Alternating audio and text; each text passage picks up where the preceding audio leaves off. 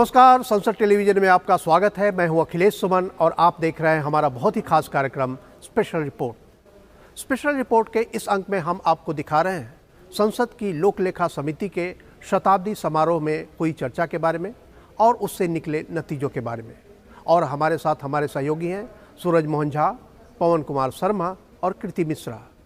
तो आइए देखते हैं ये खास रिपोर्ट।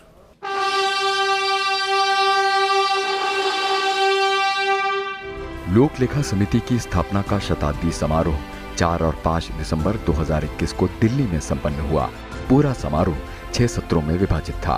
उद्घाटन और समापन समारोह संसद के केंद्रीय कक्ष में और 4 खास मुद्दों पर चर्चा मुख्य कमेटी हॉल में संपन्न हुई। समारोह का उद्घाटन राष्ट्रपति रामनाथ कोविंद ने किया और उपराष्ट्रपति वेंकैया नायडू विशेष अतिथि के रूप में समारोह में उपस्थित हुए। पूरा समारोह लोकसभा स्पीकर ओम बिरला के नेतृत्व में संपन्न हुआ, जबकि राज्यसभा के डिप्टी चेयरमैन हरिवंश समारोह के विदाई सत्र में शामिल हुए। लोक लेखा समिति के अध्यक्ष होने के नाते अधीर रंजन चौधरी ने पूरे समारोह के संयोजन और आयोजन में केंद्रीय भूमिका निभाई। राष्ट्रपति, जिनकी भूमिका संसदीय लोकतंत्र के अभिभावक की होती है, इन्होंने लोक लेखा समिति को सरकार की जवाबदेही को सुनिश्चित करने वाली सबसे कारगर संसदीय संस्था बताया। इन्होंने इस बात पर जोर दिया कि विधायिका के प्रति कार्यपालिका कितनी जिम्मेदार है, ये लोक लेखा समिति की रिपोर्टों में साफ साफ झलकता है। राष्ट्रपति रामनाथ कोविंद ने खास तौर पर उल्लेख किया कि लोक लेखा समिति महात्मा गांधी के आदर्शों और अपेक्षाओं को पूरा करने का कारगर मंच है और सरकार पर सर्वदलीय निगाह रखने की ये सबसे अहम संसदीय संस्था है।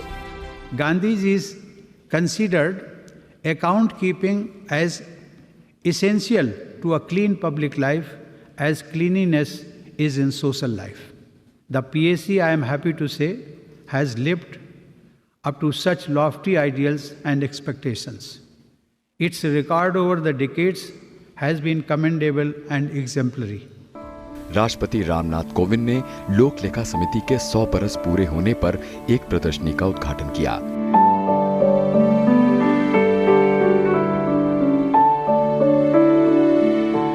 इन्होंने इस अवसर पर एक स्मारिका का विमोचन भी किया।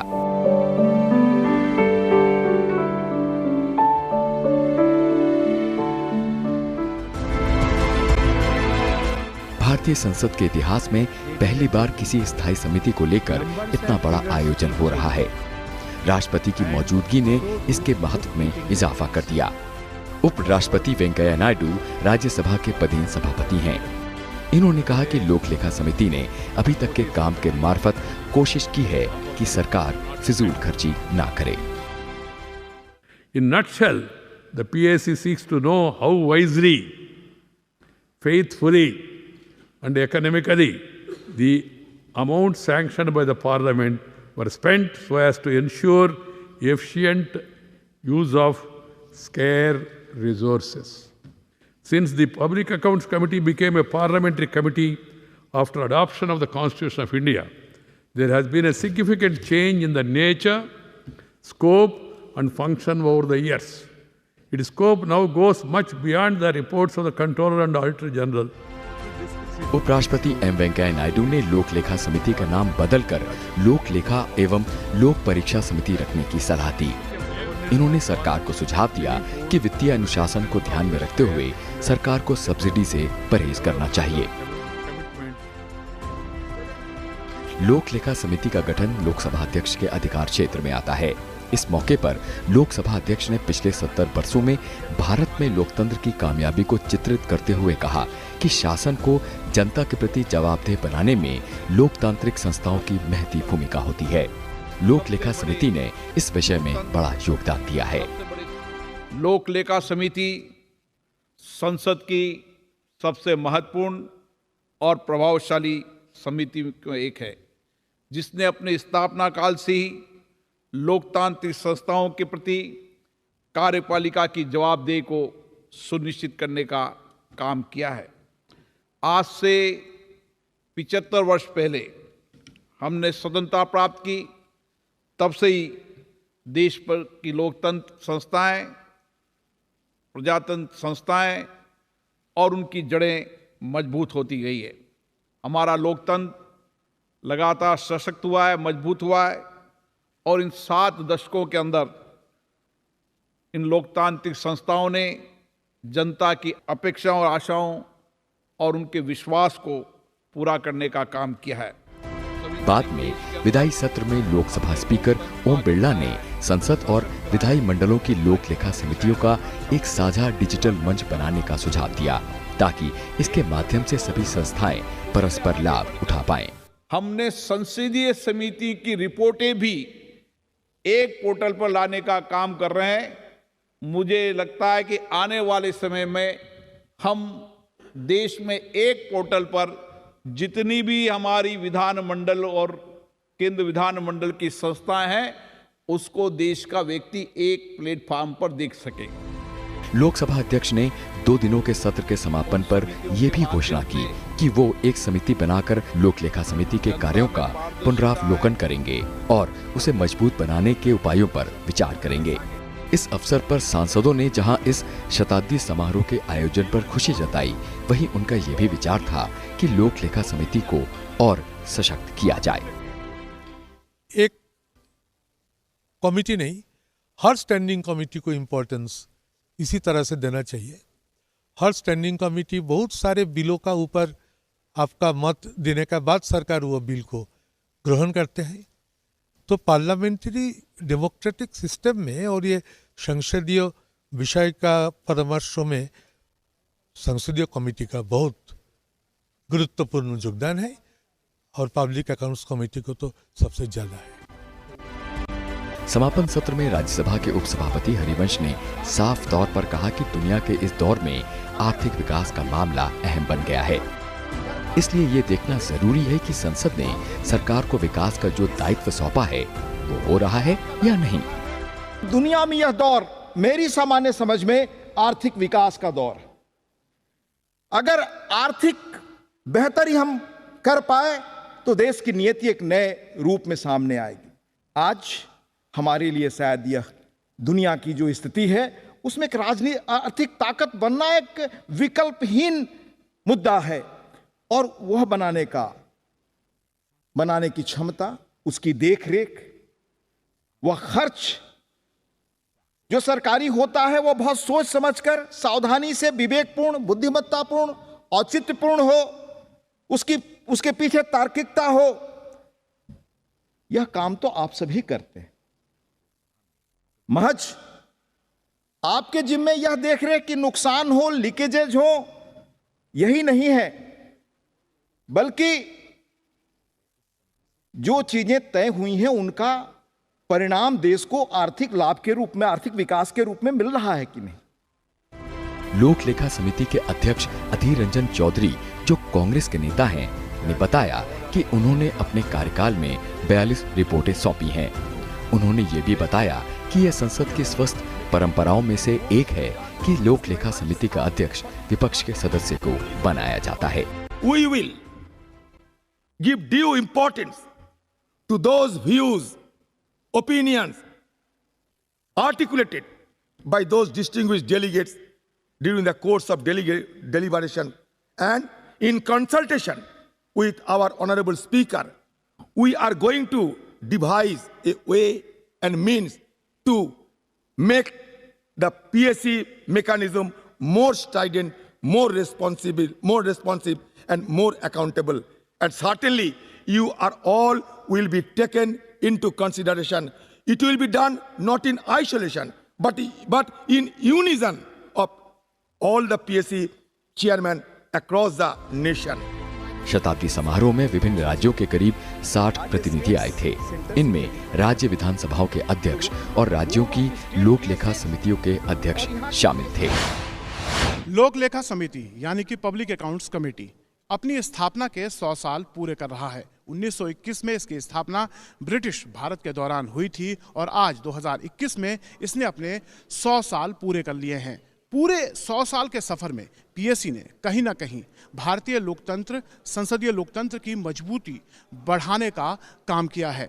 विधायिका के प्रति कार्यपालिका को जवाबदेह बनाती है पीएससी। भारत सरकार को जो लोकसभा एक एक पैसा देती है विकास कार्यों के लिए और शासन प्रणाली के लिए, उसकी निगरानी करने का काम पीएससी करता है। और पीएससी का रोल काफ़ी अहम होता है संसदीय लोकतंत्र में। भारत सरकार भी पीएससी के योगदान को मानती है और पीएससी द्वारा दी जाने वाली सिफारिशों को स्वीकारती है। एक आंकड़े बताते हैं कि इस लोकसभा में 75% लोक लेखा समिति की सिफारिशों को भारत सरकार ने माना है और पीएससी के चेयरमैन हमेशा विरोधी दल के नेता होते हैं, जो भारतीय संसदीय लोकतंत्र की खूबसूरती बयां करती है। लोक लेखा समिति संसद की एक समिति है जो भारत सरकार के राजस्व और व्यय के अंकेक्षण के प्रयोजन के लिए गठित की जाती है। लोकसभा करदाताओं के पैसे की बहुत बड़ी धनराशि के खर्च की मंजूरी देने के बाद करदाताओं के हित में इस बात का ध्यान रखती है कि उचित समय पर ब्यौरेवार हिसाब दिया जाए कि वो पैसा किस प्रकार खर्च किया गया है। लोक लेखा समिति का प्रमुख कार्य नियंत्रक और महालेखा परीक्षक यानी सीएजी की लेखा परीक्षा प्रतिवेदन को संसद में रखे जाने के बाद इसकी विस्तृत जांच करना है। समिति का मुख्य कार्य ये पता लगाना है कि क्या संसद द्वारा दी गई धनराशि सरकार द्वारा मांग के दायरे में खर्च की गई है अथवा नहीं।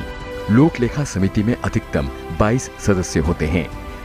15 सदस्य संसद के निचले सदन लोकसभा द्वारा चुने जाते हैं और संसद के ऊपरी सदन राज्यसभा से 7 सदस्य होते हैं। समिति के अध्यक्ष की नियुक्ति लोकसभा स्पीकर द्वारा की जाती है। सदस्यों का कार्यकाल 1 वर्ष का होता है। समिति के अध्यक्ष विपक्ष के एक वरिष्ठ सांसद होते हैं। लोक लेखा समिति का गठन लोकसभा के प्रक्रिया तथा कार्य संचालन नियमों के नियम 308 के अंतर्गत हर बरस किया जाता है। समिति के कार्य क्षेत्र में भारत सरकार के व्यय और वार्षिक वित्त लेखाओं की जांच करना है। भारत सरकार के विनियोग लेखाओं और नियंत्रक तथा महालेखा परीक्षक के प्रतिवेदन की जांच करना है।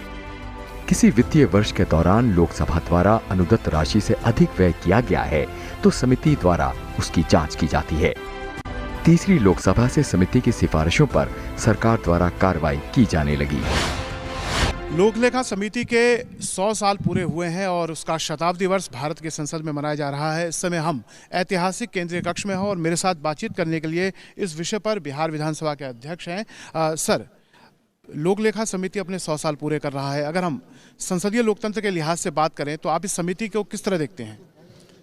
देखिए, सुखद सौभाग्य है कि भारत के अमृत महोत्सव मना रहे हैं, उसके साथ ये लोक लेखा समिति के शताब्दी वर्ष। और लोक लेखा समिति कहीं न कहीं लोकतंत्र की आत्मा की पवित्रता को एक आधार देता है और लोक अनुशासन, वित्तीय अनुशासन की पाठ पढ़ाता है। और वित्तीय अनुशासन आज वित्तीय अनियमितता को रोकने में एक सफल कदम बढ़ाता है। इसके माध्यम से सरकार की मितव्ययता, बजट पर, शासन प्रशासन पर अंकुश और कहीं न कहीं भ्रष्टाचार के नकेल को थामने का ये सबसे बड़ा माध्यम है। इसको जितना सशक्त और मजबूत बनाया जाएगा उतना ज़्यादा भ्रष्टाचार मुक्त वातावरण बनेगा, वित्तीय अनुशासन आएगा और अपव्यय कम होगा, सरकार के लोकतंत्र पवित्र और मजबूत होगा। तो विधानसभा अध्यक्ष बता रहे थे कि जो पीएससी अगर मजबूत होता है तो कहीं ना कहीं लोकतंत्र मजबूत होता है और जो शासन प्रणाली है उस पर जवाबदेही आती है, विधायिका के प्रति कार्यपालिका की जवाबदेही और पारदर्शिता दोनों बनती है। अपनी स्थापना के 100 वर्ष पूरा कर चुकी लोक लेखा समिति यानी पीएससी का एक समृद्ध इतिहास रहा है। 1921 से लेकर 2021 तक एक सदी के सफर में पीएससी के स्वरूप में कई बदलाव हुए हैं। इसका गठन मॉन्टेग्यू चैम्सफोर्ड रिफॉर्म्स के तहत हुआ था। उस वक्त कार्यकारिणी परिषद के वित्त सदस्य इसके सभापति हुआ करते थे। 1949 तक यही स्थिति बनी रही।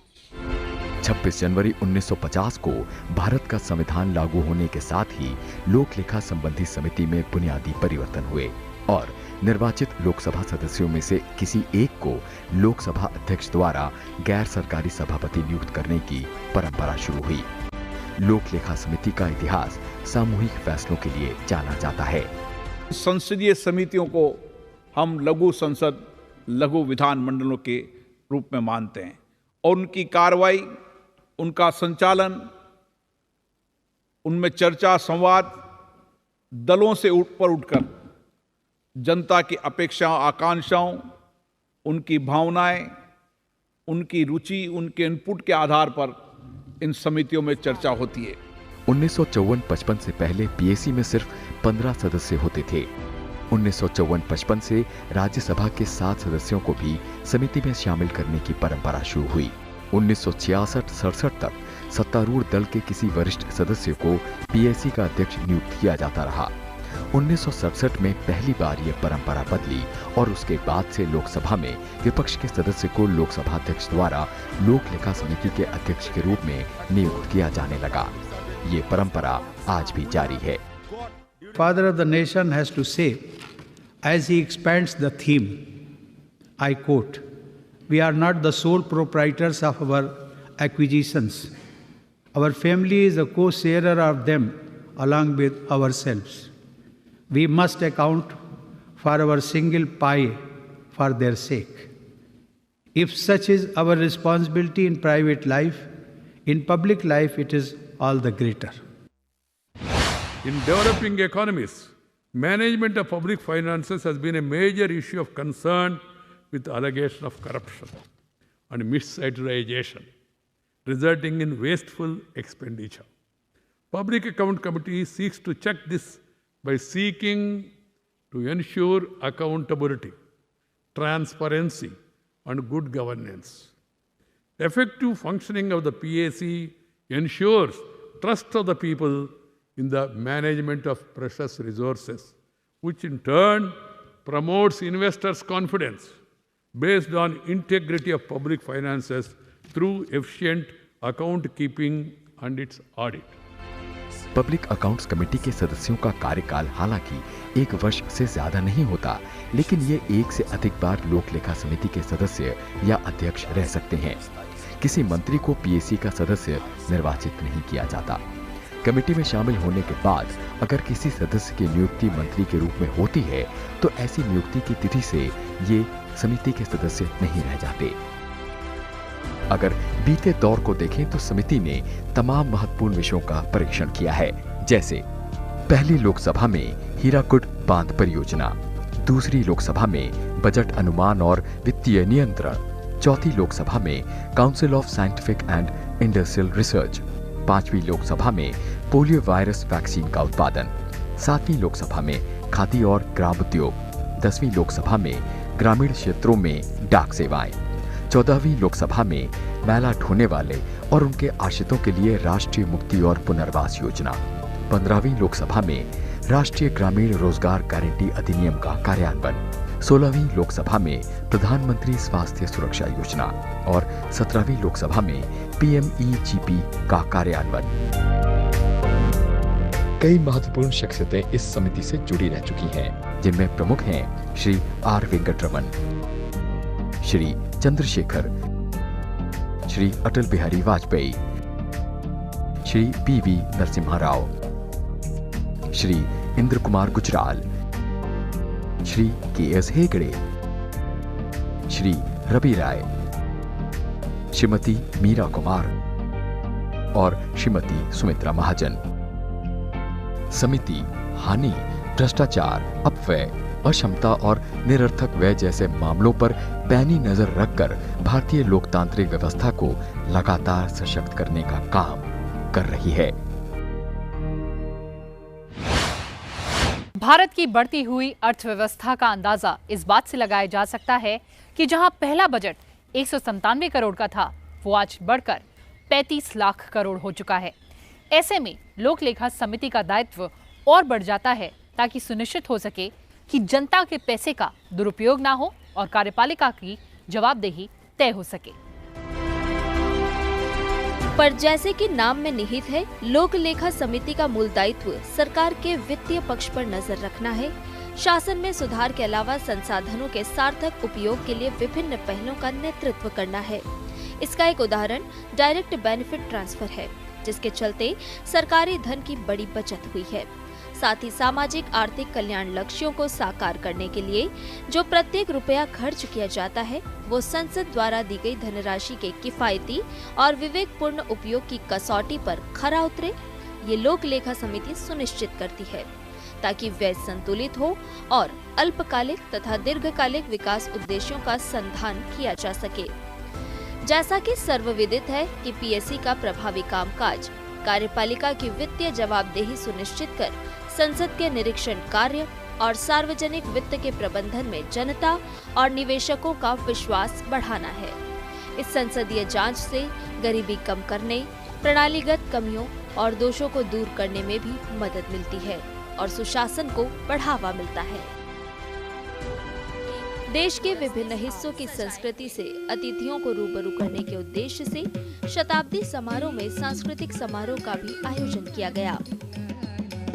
इसमें मशहूर शास्त्रीय नृत्यांगना गौरी दिवाकर और उनकी टीम ने ओडिसी, कथक और भरतनाट्यम प्रस्तुत किया। साथ ही नॉर्थ ईस्ट के कलाकारों ने मनमोहक प्रस्तुति दी।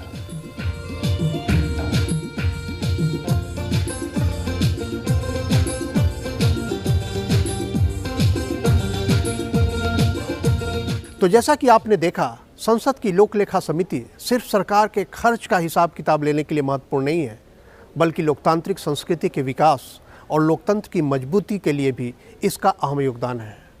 और इसीलिए संसद की लोक लेखा समिति का अध्यक्ष हमेशा विपक्षी दल का कोई नेता होता है। तो निश्चित तौर पे यह एक रोचक समिति है। और ये थी हमारी खास रिपोर्ट। अगली रिपोर्ट के साथ हम फिर मिलेंगे। तब तक के लिए नमस्कार।